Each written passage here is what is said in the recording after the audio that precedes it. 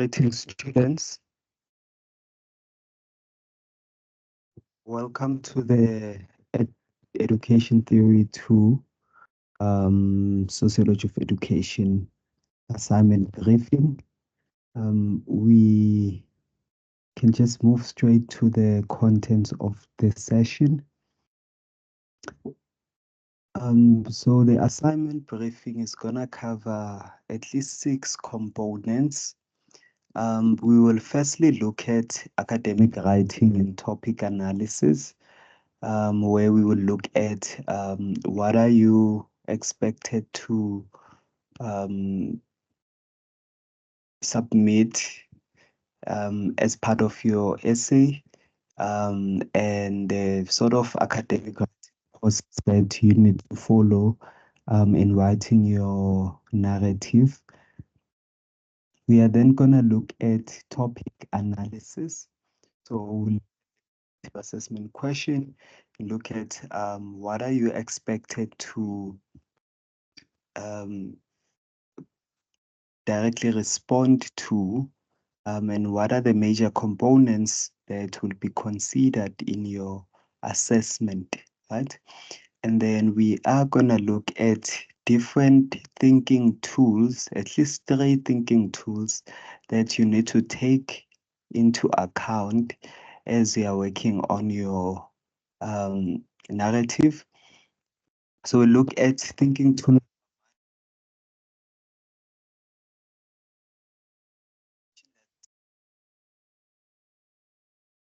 weeks of our public sessions.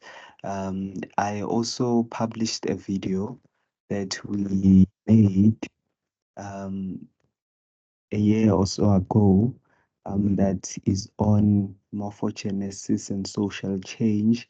So you can just check it out for a lengthier discussion on that. But I'm going to briefly look at morphogenesis and analytical dualism in relation to the assignment. So I will cover it in 2 ways, of course, what it entails by itself and how it can be incorporated as a thinking tool as you are responding to this assignment. Then we're gonna look at the second thinking tool, the most important one, which is the sociological imagination. So we'll also think about how your understanding of the interplay between structure agency in relation to culture helps you to have your response for this assessment. And also think about why should you think about concepts associated with the sociological imagination, not just structure agency, but the society's history, versus its influence on the biography of agents that were involved during Bantu education. We'll also think about the influence of the public issues at the time and personal troubles that agents had to face, and how all of those led to them taking action in response to Bantu education. So we'll also think about why it's important to just think about this conception of Bantu education using the sociological imagination as a thinking tool before you can even respond to your narrative.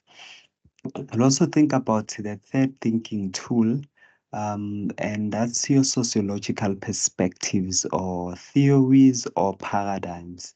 So we look at how can you analyze Bantu education in your narrative using symbolic interactionism, using structural functionalism, using conflict theory. So we'll also think about it. And we'll then have a summative exploration of critical evaluations of Bantu education, where I'll directly cover like precise things to think about, just as a summary, as you work on your writing. So I do encourage that you watch this video from the beginning to the end. As if you have any content difficulties, I think this is going to help you understand your different content aspects that are associated with your narrative. Okay, so let's look at the first part. Academic writing and topic analysis, right? So we follow a precise academic writing process, right?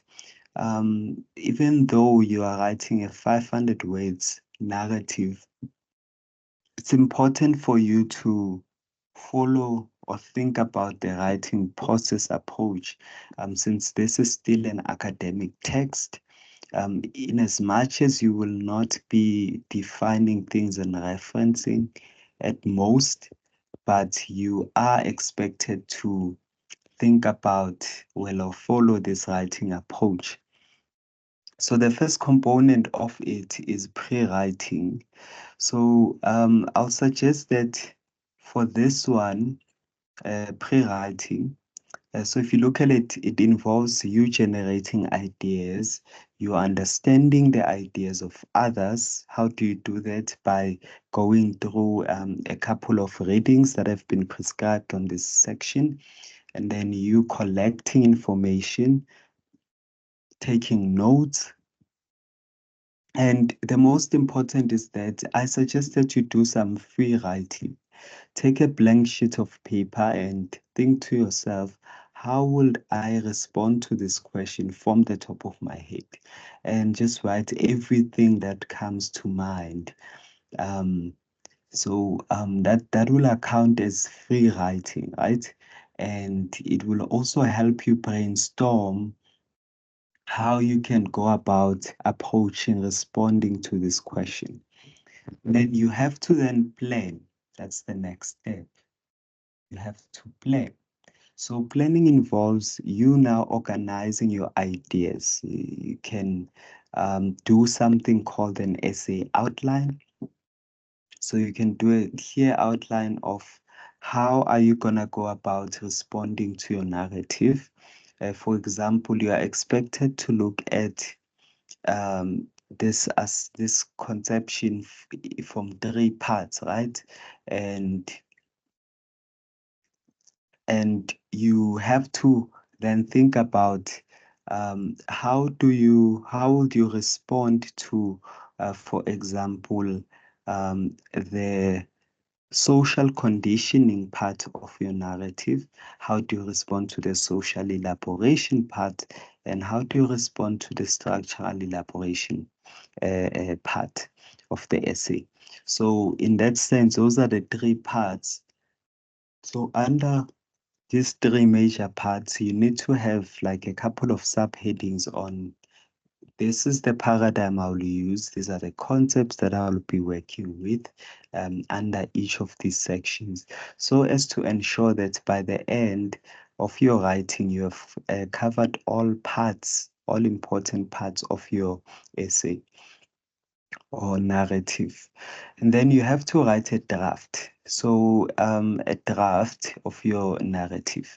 So as you see here, writing a draft is you putting your thoughts, your initial thoughts into text, and organizing or elaborating on these ideas that you've put in place, following your um, essay outline that you would have made, right?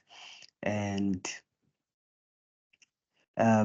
because you're just close to the submission day, now you have to then review your draft. And I hope by the time we watch this briefing, we have some drafts. So this briefing will help you with you reflecting on the draft that you've already made. And it will give you a chance to revise, do some revision of what you've read. um, it will serve as a source of additional research or idea generation, and it will help you then in writing your final draft which you have to edit and proofread and make sure you submit by the deadline, right? And you may visit the writing center or ask a peer or tutor to review some of your work and get feedback from others. Please do not copy each other's work. It's very important that everyone does their own individual work and produces a quality writing as per expectation. So I want us to then quickly look at topic analysis. Now, the essay says the question is out of 100 marks, and you've been asked to outline the process of social conditioning, social elaboration, and structural elaboration in the creation of Bantu education and resistances to Bantu education. And you've been asked that your response must demonstrate the interplay of structure, culture, and agency by drawing on key concepts from structural functionalism, conflict theory, and symbolic interactionism. And an important note to self is that your response should not include any definitions of the key concepts or theories you are working with. You may provide citations of the contextual events where appropriate, but the majority of the narrative must be constructed using your own words. So in as much as you're gonna draw on academic readings, but you ask not to define the concepts, don't define structure, culture, agency, structural functionalism, and its conflict theory and symbolic interactionism and all of their associated key concepts. You're not asked to define, you're asked to outline the process of social conditioning, social elaboration, and structural elaboration. And what are those processes or where do they come from? They are morphogenetic or morphogenesis processes. Um, so that's what you need to look at. And so you have to basically look into the morphogenesis of Bantu education and resistances to Bantu education. So that's a very important thing. So your writing has to look at those three components. And of course, it then means it needs to be very coherent. And as you do that, you need to do a sociological narrative. How do you know it's sociological? Because you are using the key concepts of sociology, being structure, culture, agency, and sociological paradigms or theories or perspectives, being functionalism, conflict theory, and interactionism. So that's what you need to do in your narrative. So I want us to then just get to the first part. What are the thinking tools that are important for you as you work on this? Now, I've attached an excerpt from a reading or paper by Newman. Newman wrote a paper on morphogenetic theory and constructivist institutionalist challenge in 2019. And he gives a very nice explanation of the nature, origins, and form or uses of morphogenesis. So those concepts of um, social conditioning, social elaboration, and structural elaboration are coiled from the morphogenetic approach. So I want us to then look at what is it and what are its major components, right? Now, the morphogenetic approach works from a number of basic beliefs about the nature of reality, right? So telling us morphogenesis seeks to explain the nature of reality, right? So basically, it's giving us what we call social ontology. So ontology um, speaks about the nature and form or origins or uses of something, right? Uh, and we usually apply that to looking at it from a perspective of humans.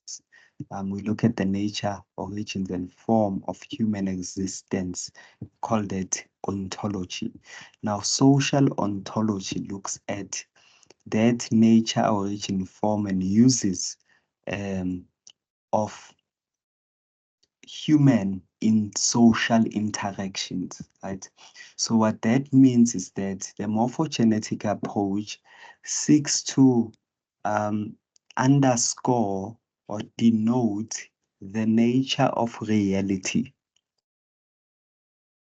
and the basic beliefs that underpin or that are associated with reality, right?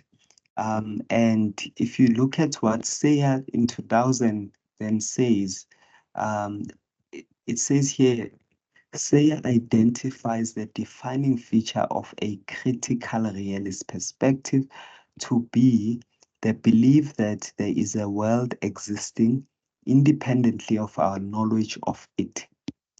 So, and it's on this basis that Acker argues that we are simultaneously free and constrained, and we also have some awareness of it. Now, what are these explanations making you think of? If you look at what structure is and what agency is, right? Those are the conceptions that you look at in sociology, and you've been asked to draw on their interplay, right? Structure, culture, agency. Now, what this is telling us is that it's important for you to think about Bantu education, the Bantu education context in a very objective manner. Think about what forms of agency, being freedom, were associated with Bantu education, and what forms of structural constraint, which are all the structures that were associated with it. And of course, in you doing that, using the morphogenetic approach, you need to then understand that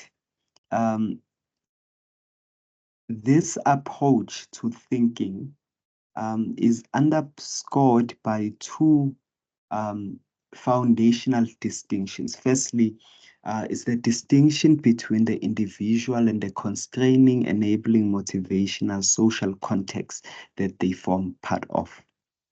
The second one is the distinction between the reality of social situation and our awareness of that reality, known as the material and the additional aspects of social life, respectively. So morphogenesis seeks to explain that we exist in a matrix kind of a reality wherein we have agency, we are aware of our individualism or freedom, but we are also aware of the structural constraints or structural enablers or structural motivations that are associated with the context we form part of. That's just one perception of reality. However, it also morphogenesis also says that we have that is distinct from the fact that there is a perception of reality that we may not be aware of. And the argument Eka makes here is that just because you are not aware of that reality doesn't mean it does not exist. So it exists independent of our awareness of it. So morphogenesis then does this dual analysis. Hence, we call it it's what's this? Hence, we look at it as connected to analytical dualism. So it looks at this dualistic perspective of life, a life that you are aware of and are aware of the constraints and enablers associated with it, and a life that you are not aware of, but just because you're not aware of it does not mean it does not exist, right? So those are the two distinctions. Now, how is this further explained, this morphogenesis and social change? Now, if we look at the first of these two distinctions that were made, um, Newman argues that the first of these distinctions is only tenable on the basis of another central critical realist concept, which is the concept of emergence. So, on this particular conceptualization of emergence, higher strata, such as this is a practical example, such as water, emerge from lower structure, such as hydrogen and oxygen. We know that water comes from the bonding of hydrogen and oxygen, which in turn emerge from even a lower structure, such as neutrons, protons, and electrons. So, in short, an emergent entity is nothing more than A, its parts, B, the way in which they are arranged in relation to one another, and C, the unique properties it holds as a result of A, its parts, B, and the way they relate to each other. So when we apply this notion of emergence now to social phenomena, sure, for a second there you were like, okay, what is this guy talking about? How did we get to talking about water, hydrogen, and oxygen? So we're trying to explain how um, this conception of morphogenesis is constructed in its nature. So what Newman argues then is that this this line of thinking, when you think about how water is constructed, um, remember water in its highest strata emerges from the components that make it up, being those hydrogen and oxygen bonds. But we know that, since remember you did atoms at school, we know that atoms are further formed by subatomic molecules such as your protons, your electrons, and your neutrons. And it is the way they are arranged or the way they bond to each other that leads to the unique properties or this thing called water ending up forming as a result. So how this connects then to the social or to what we are looking at is that it's also arguable that social context emerges from exactly that. It emerges as a result of um, individual thoughts and action. And we know that those actions are what we, individual thoughts and actions is what we call agency. So further says, while avoiding the suggestion that it entails the introduction of some new substance, its unique properties derive only from its constituent parts and the way in which they are arranged. So this allocates a causal role to the social context without reifying the context as some independent entity. Now, I have a diagram to bring this to life because I'm sure I'm speaking a lot of Greek, right? Now, think about a cup of water, right? A glass of water. So a glass of water is something that's of higher stratus, the end products, what we see. So that's similar to our social context. So that's what we see, right? That's the end product. But we know that the end product is as a result of mini sub-constituents, the so-called low strata or lower strata. Now, the low strata involves us considering that water is formed by different atoms, the hydrogen and oxygen atoms bonding to each other, and that's what forms the water, right? But we know that these hydrogen and oxygen bonds are further, can be further broken down to lower strata level. So wherein we look at the subatomic molecules that form them, right? Now, how is this connected to to morphogenesis? So morphogenesis, firstly, the word morph means change. Ogenesis means beginning of. No, the Bible book Genesis. So which means morphogenesis means the beginning of change. So when we look at morphogenesis, we are trying to understand how does the beginning of change, or rather, how does change begin in society?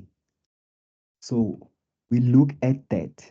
Now, for example, and your essay question actually wants you to tell us that how did the processes of social conditioning, social elaboration, structural elaboration, um, uh, what's this? How do you get those associated to the creation of Bantu education? So how, remember, Bantu education brought about social change, right? So we're looking at how did this social change happen step by step. So if you look at this, if we now bring it to context, remember what we read here is that emergence or change is as a result of, firstly, so if we apply to Bantu education, the emergence of Bantu education was as a result of the different parts of society that existed. Now, if you look at what are those different parts, we look at individual context distinction. So those are the parts. Now, what types of individual contexts existed? We had Black or African social context, and we had white or the so-called missionary, later apartheid social context. And these two people as distinct, had distinct social contexts, right? They had distinct social contexts. They had distinct structures that were established by them. They had distinct forms of agency. So the types of structures Africans had established before missionaries got here and Bantu education came was different types of structures and forms of agency from those of missionaries or white people. Um, and white because they were exposed to different forms of social context, right? So if you take that into account, and you see we have this diagram, we see that um, there was, I mean, in the history of South Africa, we had different structures, we had different forms of agency, right? We had agency and structure having what we call an interplay type of a relationship. such that when the Africans and the missionaries met for the first time, they had distinct types of structure and agency. And now they had to now create a society in which they can coexist. And we know that the form of coexistence that would have been produced may either be a coexistence of hegemony or segregation, or a coexistence of harmony or oneness. And I mean, if you look at the history of the society, we know that the type of structure, agents, relations that formed were ones of hegemony, not harmony. And it was in later democracy where now we have coexistent um, structure, agents, relations of harmony. So what then forms, or what led to the beginning of change, was firstly, you see, the different parts of the society that were in play. So these individual context distinctions, so the white, what I would call white structures, forms of structures and agency versus the African forms of structures and agencies. And we know that in these forms of structures and agencies, there was what is called material additional distinction. So which are the unknown aspects of the society. Africans, were not aware of the white way of living as much as the white people or missionaries, when they got to South Africa, the forms of structures and agencies of Africans was an unknown aspect of the South African society. So they were alienated from this form of reality. So what Aker seeks to explain is that change, or the beginning of change, or morphogenesis, takes place when you have the unknown reacting to the known. And he argues that when the unknown and the known react, these two parts get arranged in relation to one another, they lead to the formation of something new that has unique properties. Just as when, for example, if you look at hydrogen, right? So hydrogen has its own structural makeup at subatomic level, and it has its own reactivity or way of reacting with other elements. Same applies to oxygen. It has its own structural makeup, and it has its own way of reacting to other elements, which we can call that it has its own agency. So hydrogen has its own structural makeup and its own agency on how it will react to other elements. Same applies to oxygen. It has its own structural makeup and its own agency in reacting to other elements. And we see that when they are distinct, unbonded, they are unaware of how, for example, hydrogen is not aware of how oxygen reacts to uh, uh, uh, how oxygen will react with other elements. As much as oxygen, when it's found alone, it doesn't know how hydrogen will react to other elements. So there is this unknown aspect to it. But when you look at B, how the change begins now is when the two parts react to each other, the known and the unknown. When the hydrogen now bonds with the oxygen, this oxygen that it is unaware of its nature of bonding, what you end up getting is what is said at B. These two arrange with each other in certain ways, right? And after they've been arranged with each other, what gets produced is a new sort of molecule that has unique properties, which is C, right? So, and these unique properties come as a result of A and B, the known and unknown, relating to each other. So it leads to the formation of something new. And in the context of hydrogen bonding with oxygen, you end up having water. Now, in the context of South Africa, we see that when the unknown, so when Africans structures and age and forms of agency reacted to the unknown missionary structures and forms of agency, what got formed was a new way of life. And that's what we call culture. And that was a culture of what?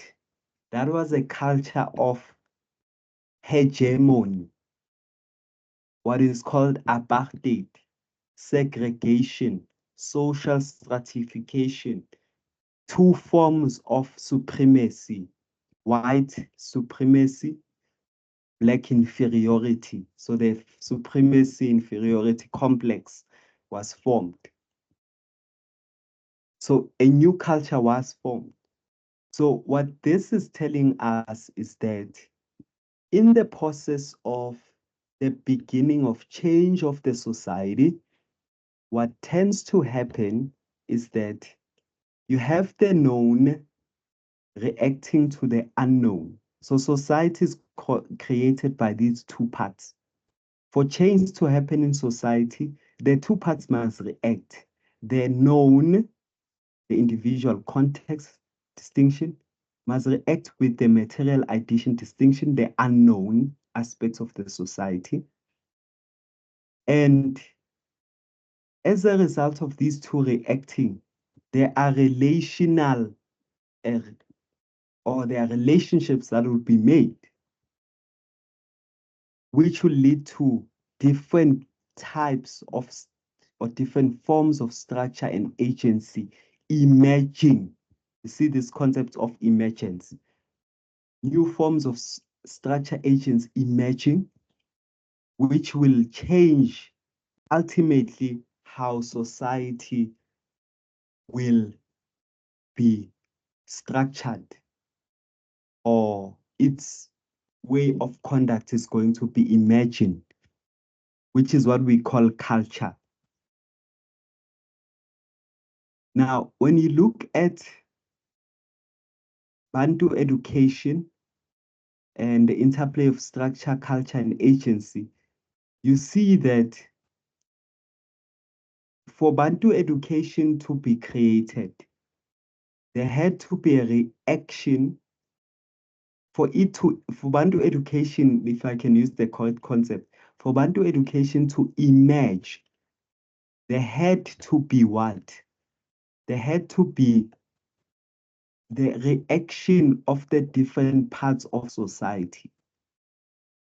There had to be a reaction between African forms of structures and forms of agency with missionary forms of structure and way and forms of agency.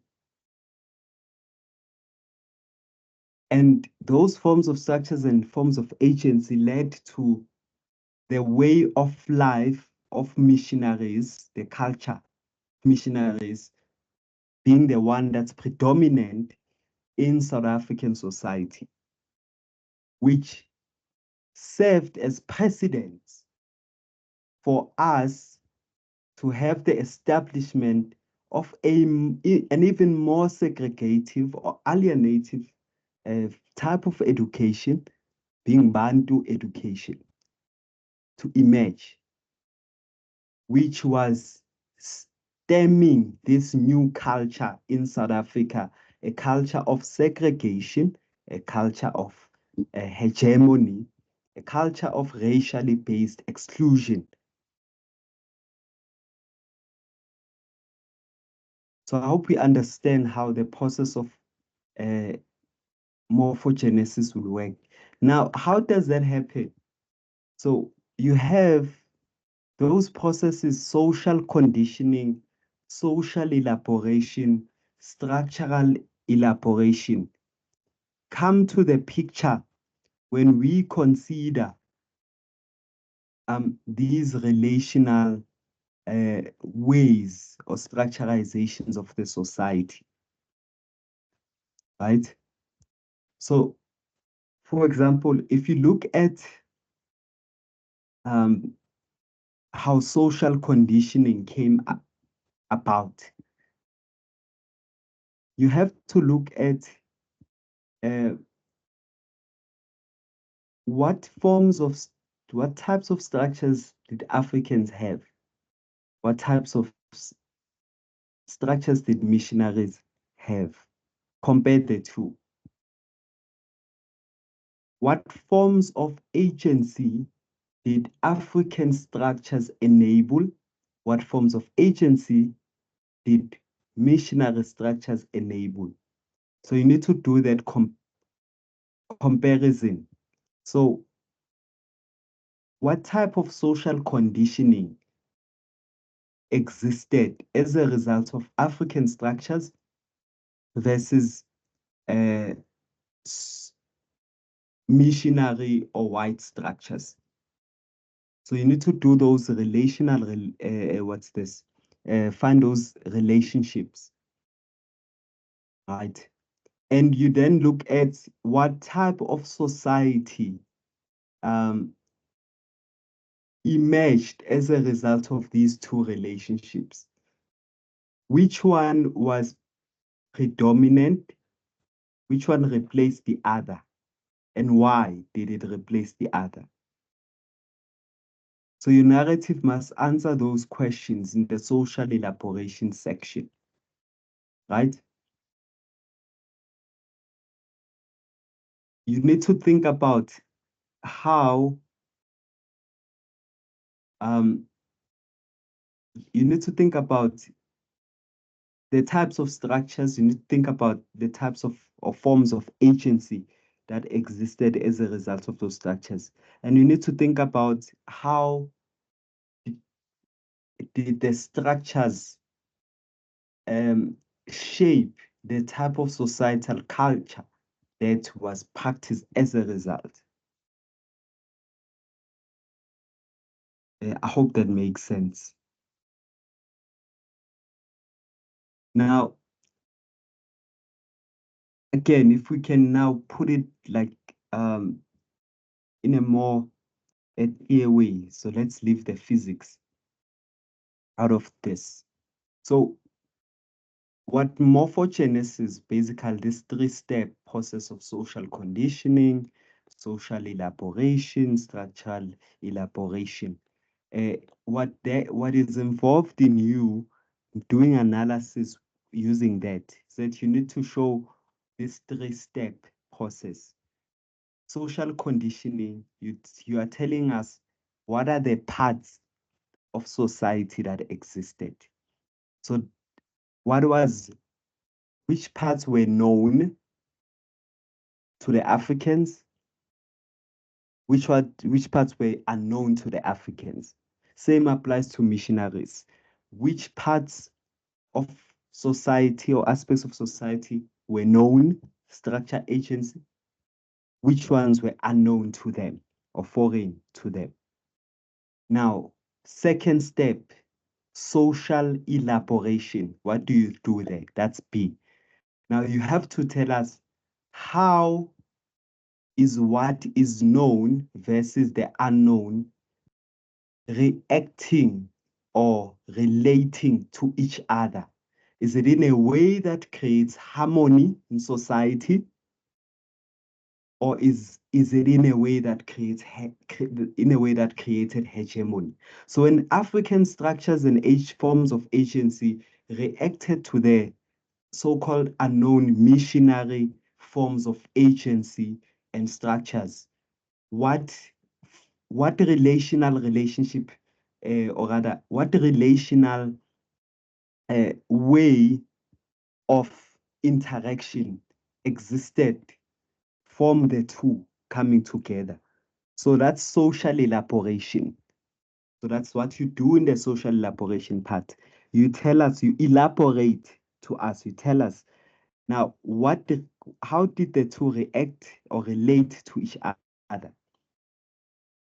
And then in structural elaboration, then you tell us as a result, what type of a culture, what unique properties resulted as a result of the different parts, missionaries and Africans coming together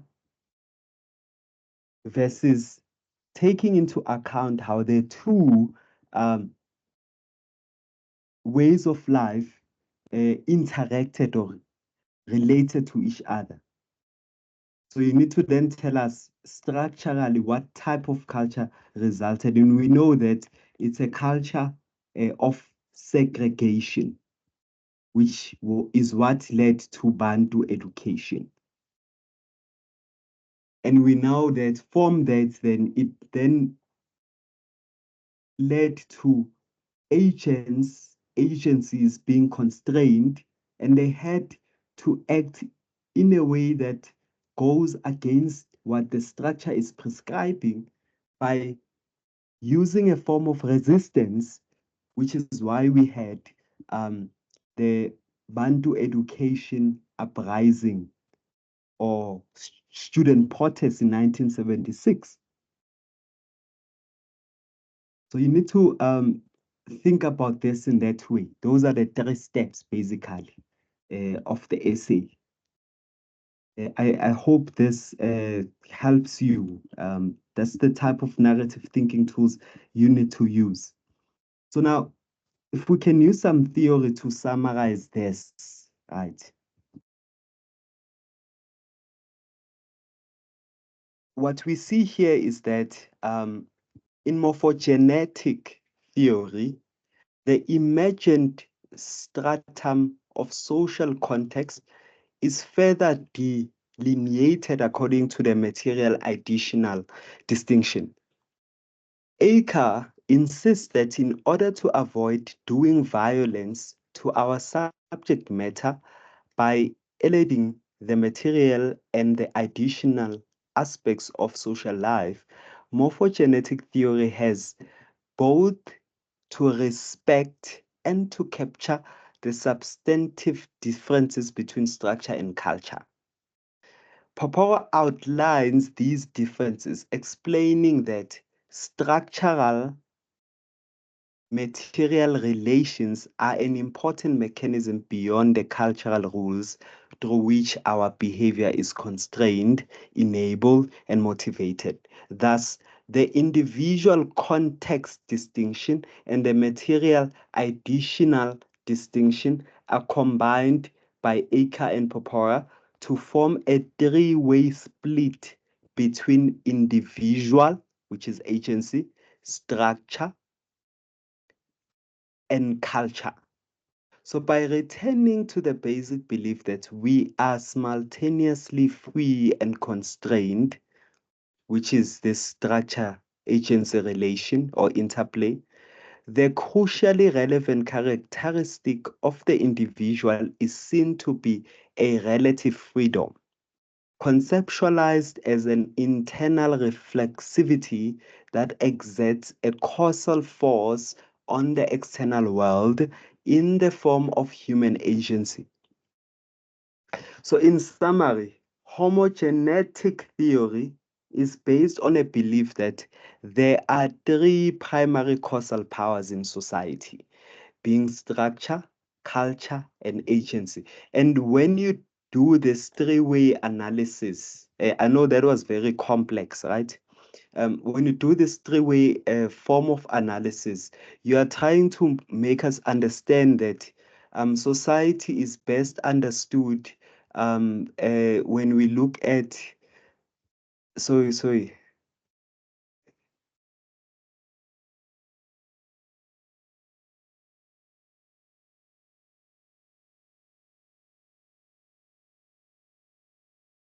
Sorry about that.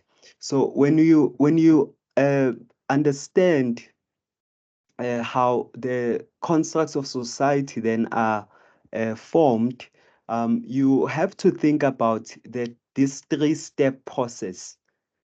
The structure agency relation as first, to say that reality or change in society comes when the unknown reacts with the known. And what is the known? The known is that you have or freedom or agency to do or interact with the world the way you see fit. And that type of freedom is influenced by what? Goes back to the fifth slide. It's influenced by your individual thoughts and your individual perceptions of reality, right? So that's first. That's your agency. But on top of that, you know that there are structures that you form part of that's also known to you. And those structures have certain rules or ways of doing things. So that's the known, the individual context distinction. So you know that you have your own thoughts and beliefs or way of viewing the world, but you also know that the world prescribes how you should interact with it, which is structure. Hence, we say structure is a constraint. And we say agency is freedom. So that's the individual context distinction.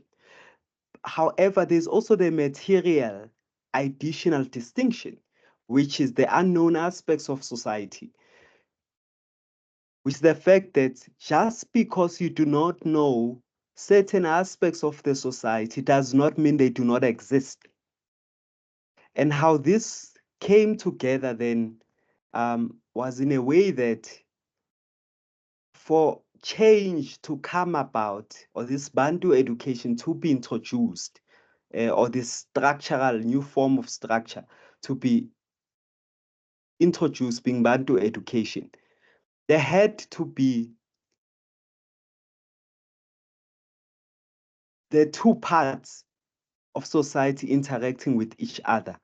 African agency, African structures interacting with the unknown aspects of the society, which is the fact that there was missionary structures and missionary forms of agency. And when these two came together, they created certain forms of relations amongst them, which is B.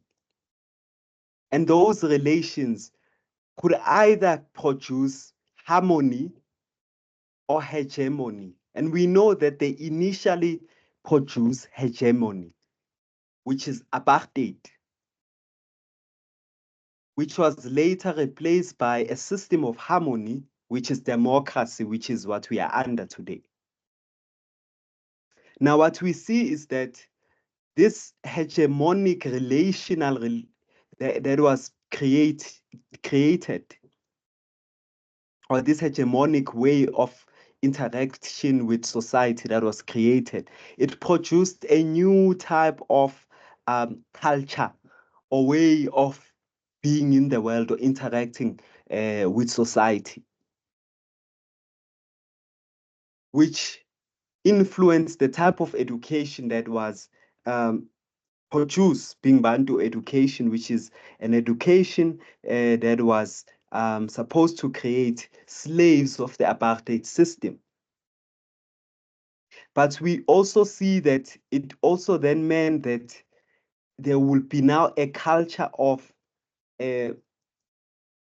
acting antagonistically to the prescriptions or the principles of the system that you form part of, which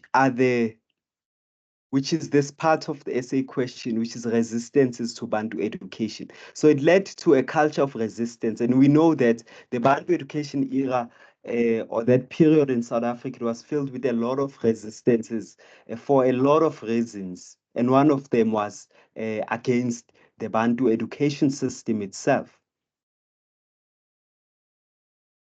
So what this says then is that um, the morphogenetic approach is sequential. It follows a series of steps. Firstly, the first step is structural conditioning. You knowing that society has the individual context that you are aware of, but it also has the material additional context, which is the unknown aspects of the society. And then we also have social interaction, or what is called social um, elaboration.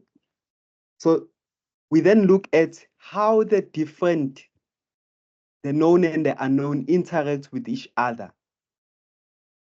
We know that missionaries and Africans had to interact with each other, right? So that's social elaboration to produce new forms of interactions, which leads to the last step being structural elaboration, which is us looking at what was the resultant culture, way of life. And we know that it resulted to a segregational education system, being Bantu education, and also resistances to that education system, right? So that's everything that you need to think about when you look at the morphogenetic approach. I know it's very complex. That this was very, very complex work to think about, but you can just replay this section and go back and watch it slowly. And also check out that other session on morphogenesis and social change, where this is covered. But I hope this simplifies it, even though it's a very complex way or gaze at society. And you have to know it. You have to make sure you understand it for you to write your narrative effectively. So the second narrative tool that you need to use is your sociological imagination. So remember, you did this quite lately in first year. You have to think about the sociological imagination, and we know that that's the vivid awareness of the relationship between personal experience and wider society. Now, I want you to think about uh, for example, work by Chrissy on missionary education, and think about how you can begin to put yourself in the shoes of the Africans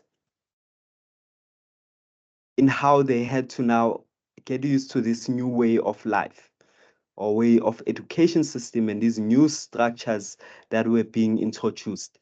And also think about, put yourself in the shoes of missionaries on how when they stumbled into these Africans, they also had to adjust to this new way of life and this new way of um, perception of reality and interaction with the world that Africans had had.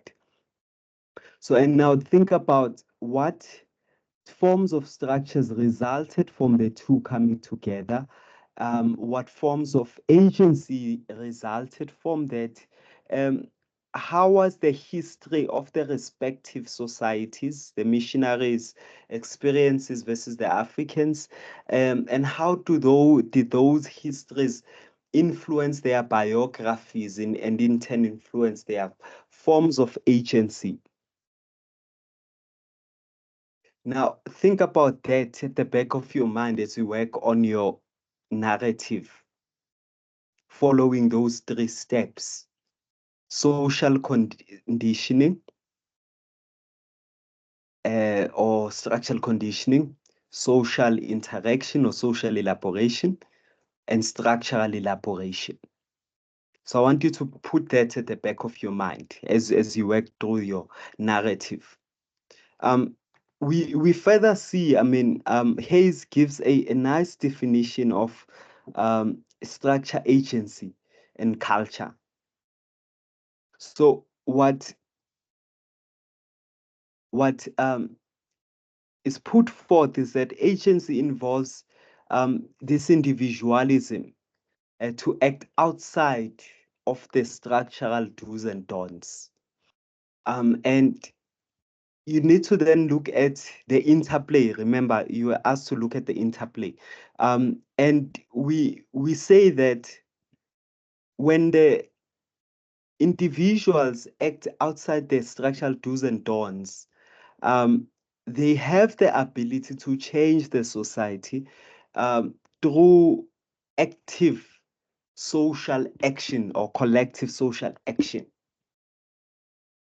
And while we say that structure is looks at the arrangement of society in relation to the needs of that society, in relation to the different networks or routines or patterns in the relationships that exist within the different social institutions of the society.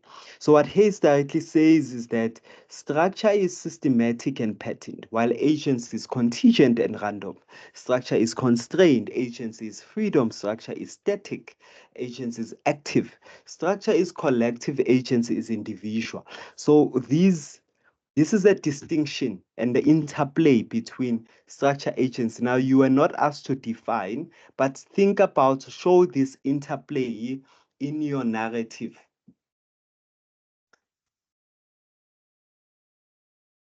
Now, another thing to consider, right? Look at again, if we can look at in practice. Now, this interplay, how this interplay comes about. Look at how these agencies, or rather these agents, came and exercised their agency as a collective. If you look at that picture, we see those students protesting against the Bantu education system. They resisted it. So they were exercising their freedom. Freedom against what? The rules that were put in place by the structure, the apartheid structure, and that put a rule of the segregative education system. Now, since these agents formed part of this structure, this gray area, they had to make a choice. And we see that this choice led to collective action to act against the structure or the constraints of the structure. So what this is saying, if you look at um, your essay, now you need to ask yourself these questions. How was agency influenced by race relations brought by the apartheid government? When you analyze the role of the apartheid government in South African schooling, would you say agency of a black person and a white person was the same and equally important in South African society? What does the location of black schools say about structures black people found themselves under? You can think about resource access as well. Look at the readings prescribed in week 4 and 5, 4, 5, and 6, apartheid and resistance to apartheid education. If you look at the paper by Molteno, he interrogates some of these relations. If you look at the other readings, it shows again how Chris's reading, I think chapter 9, if I'm not mistaken, it further shows how the Bantu education system's execution was very poor, and it gave a bare minimal type of an education that constrained the agency of black students in South Africa. And it makes total sense why then they had to act or exercise their agency and resist this atrocious type of an education system to their agency. So this is something that you need to then look about or think about as you are working on your essay, right? And I think it applies a lot on this, on the part of the essay that speaks to social elaboration, right? So in the social elaboration section, these are the things to think about or things to consider. Now, another tool that you should use is tool number 3, your sociological perspectives or paradigms or theories. So remember, when you work with these perspectives, you think about society from 3 levels, 3 perspectives: micro sociology, meso sociology, and macro sociology. Now, we know that micro-sociology studies individual to individual interactions and how they interact with each other and the world around them. And we know that Woods gives us a nice framework on how to look at micro-sociology. And in meso-sociology, we look at now group or communal interactions. We examine those. And at macro level, we look at global world interactions. We look at national state, international relations, bigger society structural interactions, right? And when we look at these, I want you to then ask yourself a couple of questions. What micro sociological interactions resulted due to the apartheid government? Or you can even translate it to when missionaries came here. What forms of micro-sociological interactions resulted, and how did those lead to the apartheid government forming? And how did that then lead to this Bantu education system being put in place? So, what micro-sociological interactions were deconstructed due to the apartheid government or missionaries coming here, and how did the two then lead to um, um, the exercise or the resistance against apartheid in Bantu education? Also ask yourself, what meso sociological interactions resulted due to apartheid, and which of these meso sociological interactions were deconstructed due to the apartheid government and its education being introduced to these different groups and communities. Also ask yourself what macro sociological interactions and macro sociological interactions were created or resulted or deconstructed due to missionaries coming here, apartheid being introduced, and its education being introduced. And how did these then influence um, broader societal interactions amongst nation states, international relations, and so on and so forth. And remember, when you answer these questions, you need to think about the theories that underscore these levels of analysis. So we know that at a micro sociological perspective, we use symbolic interactionism as a theory.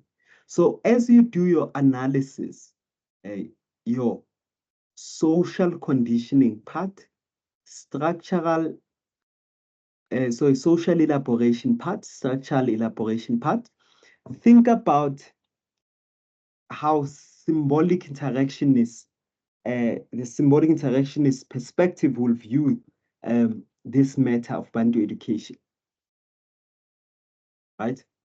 Think about how the concepts of symbolic interactionists come to the picture. So think about how context, the context influence individual to individual interactions, how the different what different perspectives existed at the time, what types of culture existed at the time, what strategies were employed as a result of the culture, and what forms of negotiation resulted as a result of the culture, or rather, Bantu education in the society at the time. At a meso-sociological or macro-sociological level, we use structural functionalism. And we know that this view or this theory or this paradigm or this perspective views society as one that is formed by interrelated parts that work together to ensure that there is societal stability. And it says these 5 organic parts are called social institutions, and those institutions include the family, the economy, the religion, government or politics, and education as an institution. It says these 5 social institutions work or interact with each other in an organic manner so as to ensure societal stability. So as you look at the introduction of Bantu education, in your first part of your essay, social conditioning. Remember, we said here, you need to think about the individual context distinction. So what is known, what is unknown? Look at African institutions or African structures. Ask yourself, what type of social institutions did Africans have? What type of social institutions did missionaries have? How did the African social institutions interact with each other? How did missionary social institutions interact with each other? Most important, were these social institutions the same? Were they identical? We know that that's a big no. They were not the same. Now, since they were distinct or different, what happened now when they had to come together? What does structural functionalism say? It says that there will be a dysfunction, an instability in the society. There will be an instability in the society. And when there is an instability in the society, what will happen? When there's a dysfunctional act, stability is threatened. So South African society became unstable. And what functionalism says is that society, when that happens, society will rearrange or restructure itself in such a way as to achieve its stability again. So we had these 2 forms of social institution or social structures coming together, and it created instability. And they had to rearrange in a way that ensures there is stability. And I'll speak more in depth about that later on in the briefing on what happened as a result. But this is something to think about. It's a thinking tool to think about. Now, the last one is, before we look at the last one, so summary is this, right? So from the functionalist perspective, we see then that we have, it's functionalist here. Ne? Okay, so from a functionalist perspective, we see that we have 5 institutions: the politics, the education, the economics, the religion, and family. And we see that all of these interact with each other to ensure the societal stability. So always remember that organic relationship. So when you look at the analysis of education from a functionalist perspective, you need to show how this change in education, how did it then influence the family, the economies, the religion, the politics at the time in your narrative?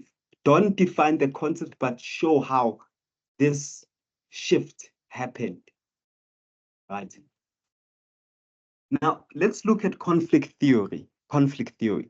So with conflict theory, we know that's a macro sociological perspective. So it argues that society is characterized by social inequality, and social life is a struggle of scarce resources, social arrangement. So it looks at this concept of social stratification. So to say that society has this hierarchical arrangement of different groups, and it is because of this hierarchical arrangement of different social groups that there tends to be inequalities or conflict emerging. Now, if you look at then the inequalities that were brought by apartheid or Bantu education, we see that it led to conflict because there was now a resistance to this Bantu education. Now, think about how Bantu education perpetuated structural or social structural inequality using class, how it promoted classism, how it promoted racism, how it promoted gender inequality or sexism, how it promoted ageism or inequalities based on age, and how it also um, influenced other attributes of the society, such as the culture of the society.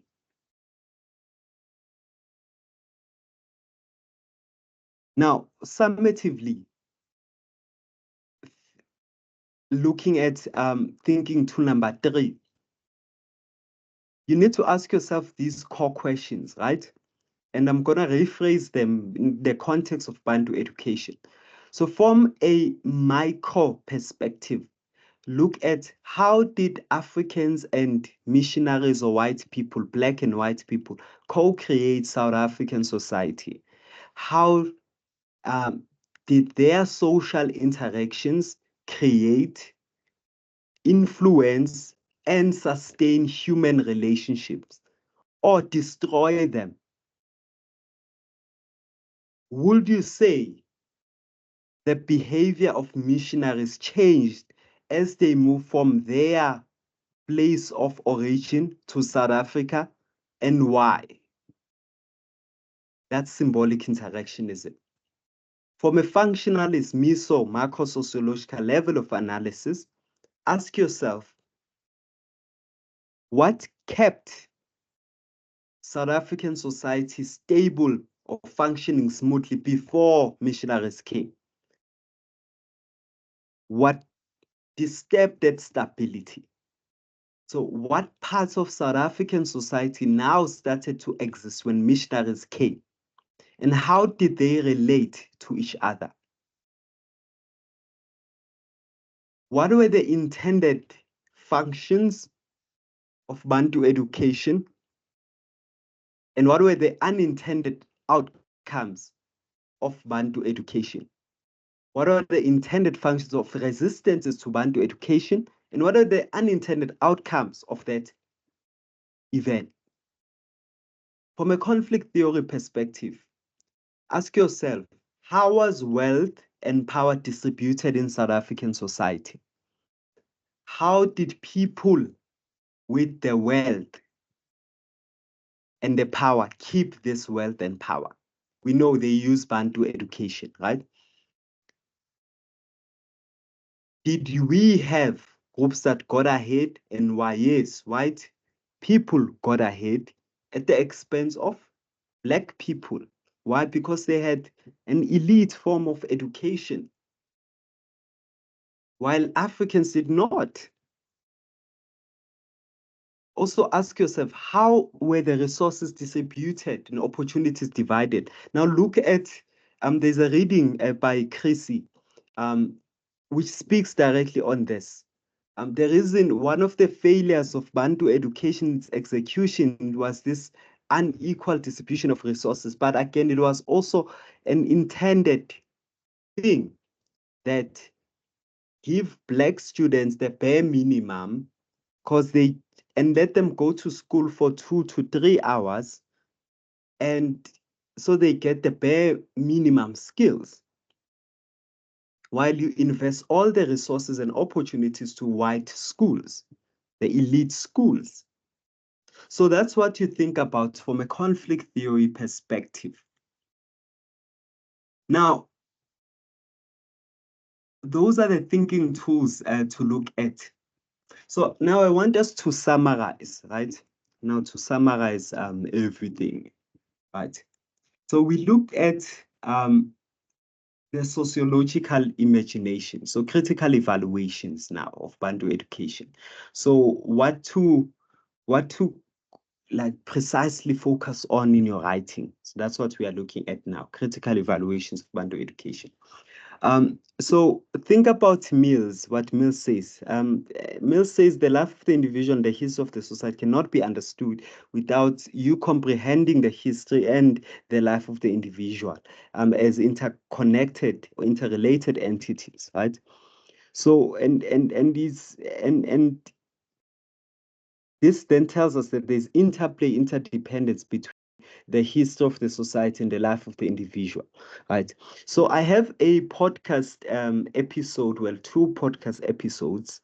One looks at being Black in the world and what it means to be Black in the world from a Black South African perspective, and what being white in the world means as well in South Africa. Right. So, yeah, there's the link there. You can also just request on the chat section for a recording if you want to check those out. I can send you the link by commenting on this video. Yeah.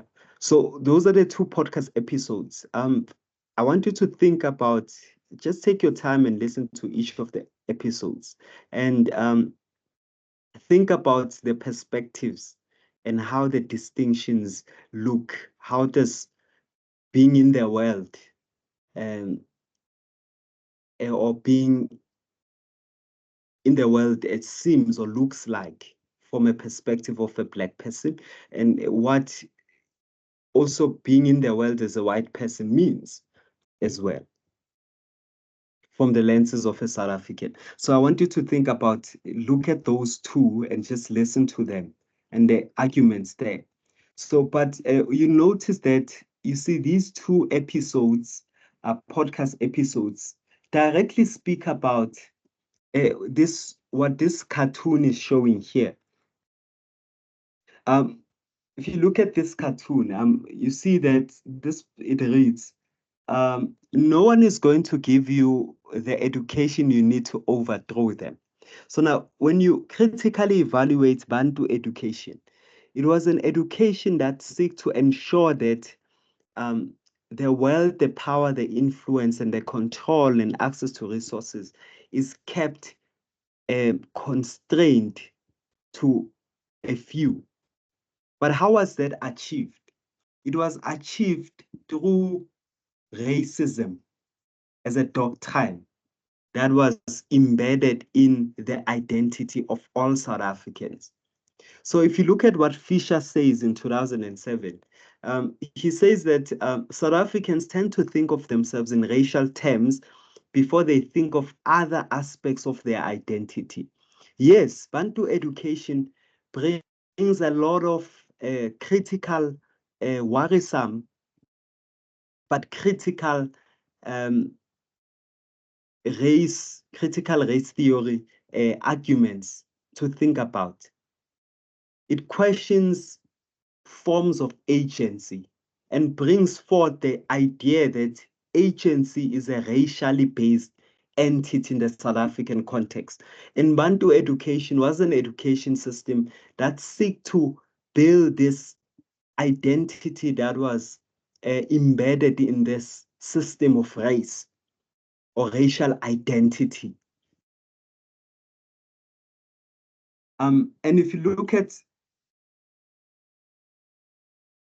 the importance of race now in relation to sociology, you see that race is still a very important sociological category in South Africa today. This is because of the different beliefs that arose uh, due to how race was deemed to be the constructs or a determinant of moral standards of the society, a determinant of the intellectual characteristics that govern the society. And we see that the consequences of this beliefs has led to our understanding of how people, or the different beliefs of how people were treated or should be treated in the modern day. So it left a very deep scar in society's history, such that these forms, this racial determinism of morals and intellectual characteristics still transcends to today and influences our perception of reality to today. Now, the question that we ask is that what role did the church play in defining what it means to be Black in the world? And later, what role did Bantu education play in determining what it means to be Black in the world? Also ask yourself, what role did the church play in defining what it means to be Black in the world? Same applies as apartheid. We see that apartheid or Bantu education led to different forms of agency, right? So it led to this debate on being a social agent in society, on what does that mean, versus being a Black social agent in society. So it brought forth the need for us to now categorize agency or social agency on the premise of race. And if you want to understand what the constructs of these two forms of agency mean, check out that podcast episode. You can look out what's this request for a link on the chat section on that, right? So the central argument, what you need to think about is that Bantu education led to the construct of two forms of agency: white agency, or what we can just purely put as social agency, and Black social agency. And we've understood that society and being Black, a Black social agent in society, has been very different from being a white social agent in the society. So these are the things to think about. So also think about the work you did on Steve Biko's Black consciousness and how it relates to you understanding the relations or the relationability between being a Black social agent in a white-dominated society, right? So to build upon you understanding this, right, we see that I want us to think about being a Black social agent in society and what the Black social imagination can be imagined or gazed upon to look like, right? So think about the different forms of sociological imagination of a Black person, right? We know, you remember that in psychology, you studied about schema, right? You studied about a schema, and you learn that what is a schema? A schema um, results from you having interacted with society or with your social context. And we say that schemas are information packages or perception packages of the world or your surrounding world, right? So that's a schema. Now, applying this to sociology, we see that we have two types of schemas. We have an individual schema, right? An individual schema, that's your own thoughts, your own beliefs, your own perceptions of reality. But we also know that society has its structures, or society has its own schema. Because structures that you form part of have their own set of beliefs, they have their own sort of views, they have their own sort of culture of way of interaction. So what that tells us is that there are two types of schema: an individual schema and a sociological schema, the societal one, right? Now, the individual schema develops when one is young. And then the sociological schema, it develops as the more you interact with the world, as you age, right? Now, the individual schema is a representation of how we perceive ourselves, while the sociological schema is based on stereotypical notions of how we ought to be. Why? Because the sociological schema, or these stereotypes, are prescribed by the structures that you form part of. So we say that this schema, it is imposed on the person. The sociological schema is imposed on the person from the outside. And we say that this sociological schema forms a type of purity test. In other words, it determines whether we are good enough to form part of the society or the structures of the society. So now, what you must understand is that what Bantu education has created is a categorization of the individual schema into two. It says that there is a black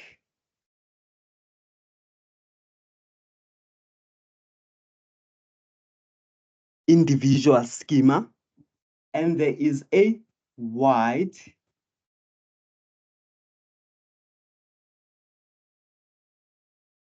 forgive me, I'm writing with my mouse. There is a white individual schema. So there are these two types of schemas. Why? Because the perception of self of a black person is different from the perception of self of a white person. When you are born, the perception is the same. As you age, you are being taught that you are different as a black person and a white person, right? And society puts forth certain constraints, certain rules, this purity test that tries to show or convince you that no, no, no, you guys are different. So what this is telling us is that there is an individual schema of a black person and an individual schema of a white person. So this individual schema is further branched into two: the schema of a black person, schema of a white person, right? And we know that the schema of a black person is constructed by their own sociogeny, being the African culture, the African rules, the African communal way of life or value system, while the white schema is constructed by the Western belief or way of life, the Western norms or ways of interacting with the society, right?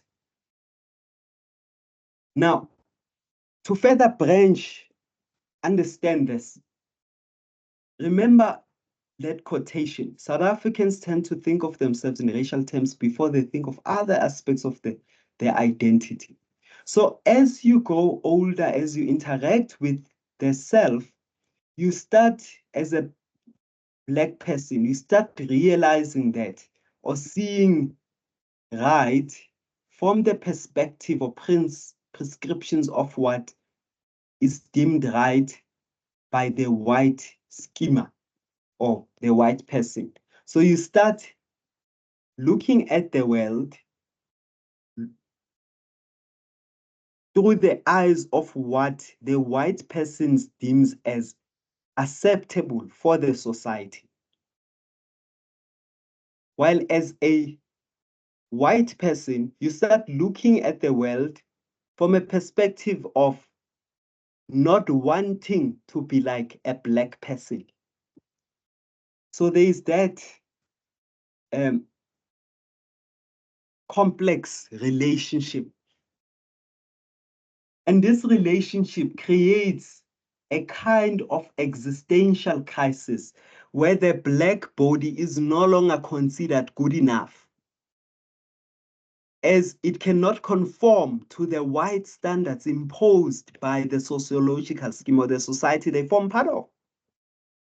On the other hand, white people do not really suffer from this problem or conflict of representation, as the sociological schema is being informed by white standards or by the white individual schema.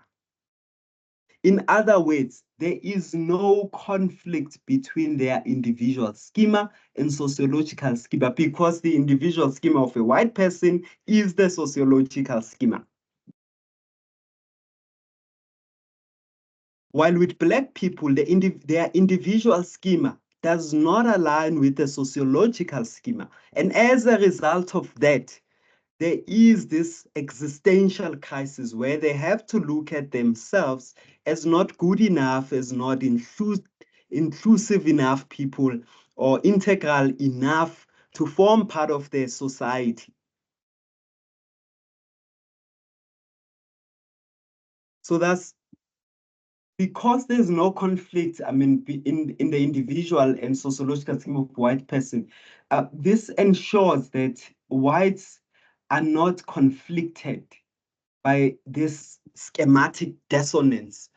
Meanwhile, black people are alienated from their own bodies, their own ontology in many ways. And Frantz Fanon's work talks about this. And that's why he calls for this need to decolonize. And he says decolonization is a very violent process. And you guys will cover this in the African philosophy section in the next trimester or the next block. Right.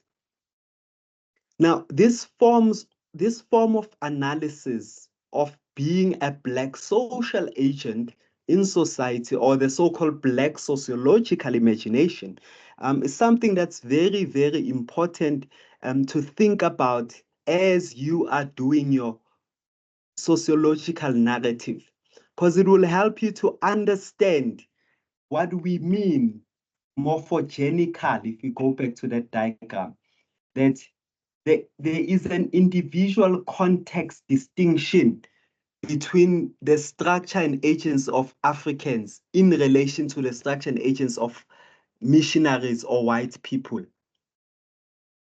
And it will make you understand why we say that what Africans knew in their individual context was totally distinct from the unknown aspects of the society that missionaries were exposed to, such that when the two, the known and the unknown, came together,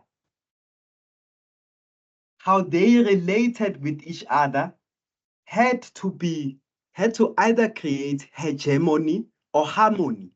And we know that it created hegemony, which led to a different form of culture in the society, a culture of hegemony, a culture of segregation, a culture of apartheid, which was reinforced by the Bantu education that Black people were exposed to in South Africa at the time. And how did the Blacks have to react to it? They had to resist it, exercise their agency by resisting it, right? which created conflict, which created disequilibriums in the society, which created different forms of individual to individual interactions, which you have to analyze or give us or tell us in your narrative.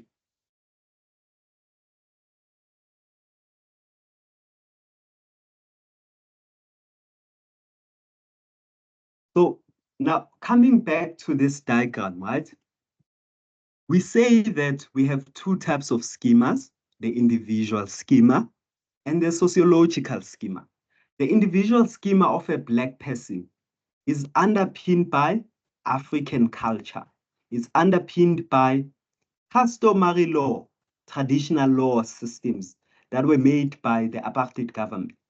It was characterized by the homelands that were created by uh, the apartheid government, the so-called Bantustans, which reinforce this notion of Black inferiority. It's underpinned by Bantu education.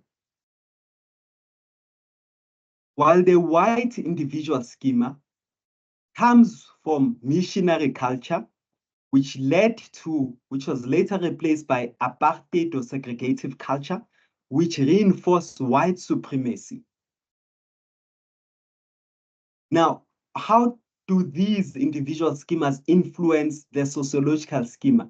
We know that the sociological schema of the Africans before the arrival of missionaries was underpinned by different micro interactions, different institutions that functionalism talks about, different types of conflict between African kingdoms. But when missionaries got to South Africa, this was replaced. So the individual schema of missionary culture, apartheid culture, white supremacy, became the sociological schema. So the types of individual to individual interactions were redefined. The type of group communal, institutional, structural interactions were redefined. So African social institutions were replaced by Western social institutions. And we also know that different conflicts arose. Now it wasn't between African kingdoms, it was between racial groupings, white versus Black.